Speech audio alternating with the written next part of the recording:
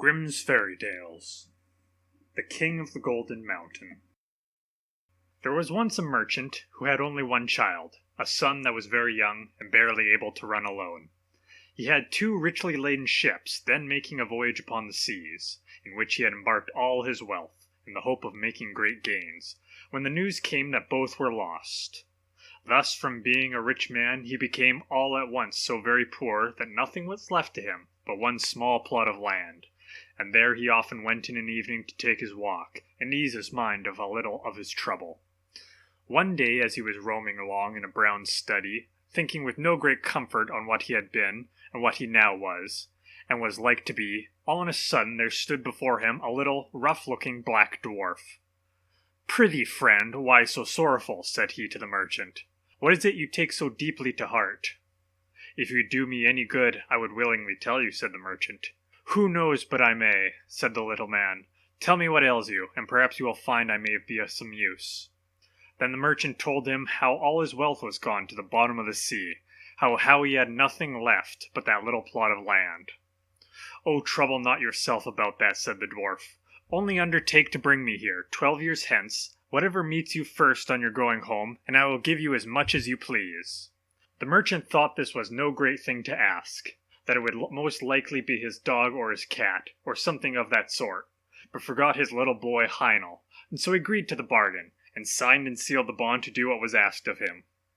But as they drew near home, his little boy was so glad to see him, that he crept behind him, and laid fast hold of his legs, and looked up in his face and laughed. Then the father started, trembling with fear and horror, and saw what it was that he had bound himself to do. But as no gold was come, he made himself easy by thinking that was only a joke, that the dwarf was playing him, and that, at any rate, when the money came, he should see the bearer, and not take it in. About a month afterwards, he went upstairs into a lumber room to look for some old iron, that he might sell it and raise a little money, and there, instead of his iron, he saw a large pile of gold lying on the floor. At the sight of this he was overjoyed, forgetting all about his son, went into trade again, and became a richer merchant than before. Meantime little Heinel grew up, and as the end of the 12 years drew near, the merchant began to call to his mind his bond, and became very sad and thoughtful, so that care and sorrow were written upon his face. The boy one day asked what was the matter, but his father would not tell for some time. At last, however, he had said, without knowing it, sold him for gold to a little ugly-looking black dwarf, and that 12 years were coming round, when he must keep his word. Then Heinel said, "Father, give yourself very little trouble about that.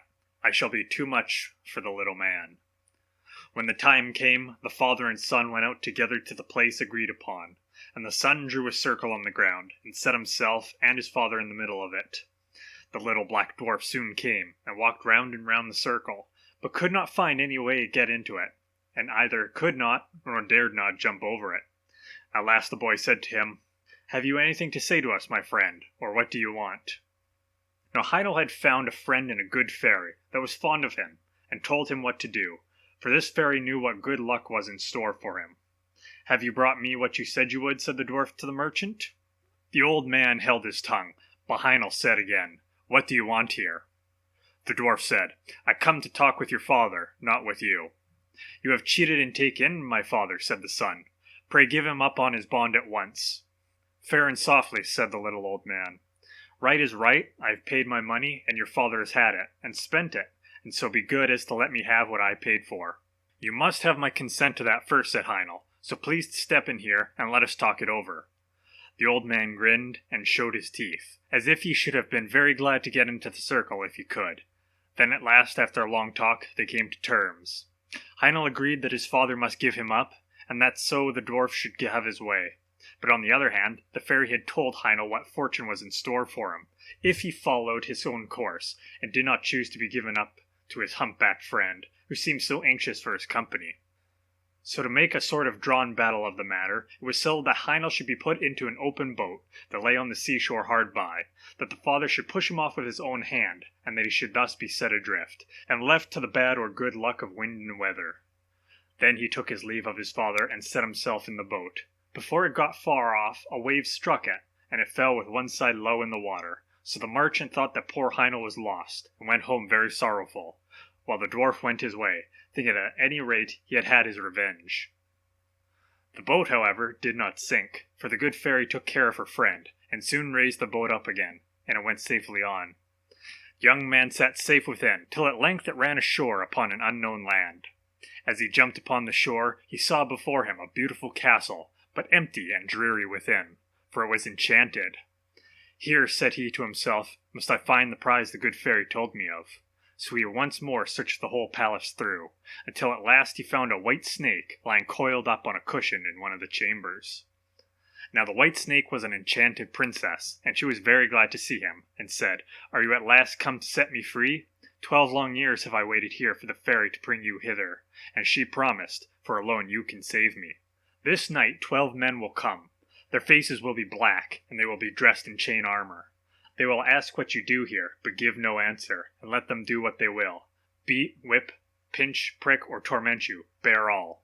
Only speak not a word, and at 12 o'clock they must go away. The second night 12 others will come, and the third night 24, who will even cut off your head. But at the 12th hour of that night their power is gone, and I shall be free, and will come and bring you the water of life. I will wash you with it, and bring you back to life and health. And all came to pass as she had said. Heinel bore all and spoke not a word, and the third night the princess came, and fell on his neck and kissed him. Joy and gladness burst forth throughout the castle. The wedding was celebrated, and he was crowned king of the Golden Mountain. They lived together very happily, and the queen had a son, and thus 8 years had passed over their heads, when the king thought of his father, and he began to long to see him once again. But the queen was against his going, and said, I know well that misfortunes will come upon us if you go. However, he gave her no rest till she agreed. At his going away she gave him a wishing ring, and said, Take this ring, and put it on your finger. Whatever you wish, it will bring you. Only promise never to make use of it to bring me hence to your father's house. Then he said he would do what she asked, and put the finger on his ring, and wished himself near the town where his father lived. Heinel found himself at the gates in a moment, but the guards would not let him go in, because he was so strangely clad. So he went up to a neighboring hill, where a shepherd dwelt, and borrowed his old frock, and thus passed unknown into the town. When he came to his father's house, he said he was his son, but the merchant would not believe him, and said he had but one son, his poor Heinel, who he knew was long since dead, and as he was only dressed like a poor shepherd, he would not even give him anything to eat. The king, however, still vowed that he was his son, and said, Is there no mark by which you would know me, if I am really your son? Yes, said his mother. Our Heinel had a mark like a raspberry on his right arm. Then he showed them the mark, and they knew that what he said was true. He next told them how he was king of the Golden Mountain, and was married to a princess, and had a son 7 years old. But the merchant said, That can never be true. He must be a fine king truly, who travels about in a shepherd's frock. At this the son was vexed, and forgetting his word, turned his ring, and wished for his queen and son. In an instant they stood before him, but the queen wept, and said he had broken his word, and bad luck would follow. He did all he could to soothe her, and she at last seemed to be appeased. But she was not so in truth, and was only thinking how she should punish him. One day he took her to a walk with him out of town, and showed her the spot where the boat was set adrift upon the wide waters. Then he sat himself down and said, I am very much tired. Sit by me. I will rest my head in your lap and sleep a while. And as soon as he had fallen asleep, however, she drew the ring from his finger, and crept softly away, and wished herself and her son at home in their kingdom. And when he awoke he found himself alone, and saw that the ring was gone from his finger. I can never go back to my father's house, said he. They would say I am a sorcerer. I will journey forth into the world, till I come again to my kingdom. So saying, he set out and travelled, till he came to a hill, where 3 giants were sharing their father's goods. And as they saw him pass, they cried out and said, Little men have sharp wits. He shall part the goods between us. Now there was a sword that cut off an enemy's head whenever the wearer gave it the words, Heads off. A cloak that made the owner invisible, or gave him any form he pleased. And a pair of boots that carried the wearer wherever he wished. Heinel said they first must let him try these wonderful things, then he might know how to set a value upon them. Then they gave him the cloak, and he wished himself a fly, and in a moment he was a fly. The cloak is very well, said he, now give me the sword. No, they said, not unless you undertake not to say heads off, for if you do, we are all dead men. So they gave it to him, charging him to try it on a tree. He next asked for the boots also, and the moment he had all three in his power, he wished himself at the Golden Mountain, and there he was at once. So the giants were left behind with no goods to share or quarrel about. As Heinel came near his castle, he heard the sound of merry music, and the people around told him that his queen was about to marry another husband. Then he threw his cloak around him and passed through the castle hall, and placed himself by the side of the queen, where no one saw him. But when anything to eat was put upon her plate, he took it away and ate it himself. And when a glass of wine was handed to her, he took it and drank it. And thus, though they kept on giving her meat and drink, her plate and cup were always empty. Upon this, fear and remorse came over her, and she went into her chamber alone, and sat there weeping, and he followed her there. Alas, she said to herself, was I not once set free? Why then does this enchantment still seem to bind me? False and fickle one, said he, one indeed came who set thee free, and he is now near thee again. But how have you used him? Ought he to have had such treatment from thee? Then he went out and sent away the company, and said the wedding was at an end. For that he had come back to the kingdom, but the princes, peers, and great men mocked at him. However, he would not enter into no parley with them, but only asked them if they would go in peace or not. Then they turned upon him and tried to seize him, but he drew his sword.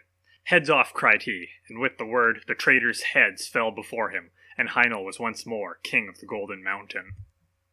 The end.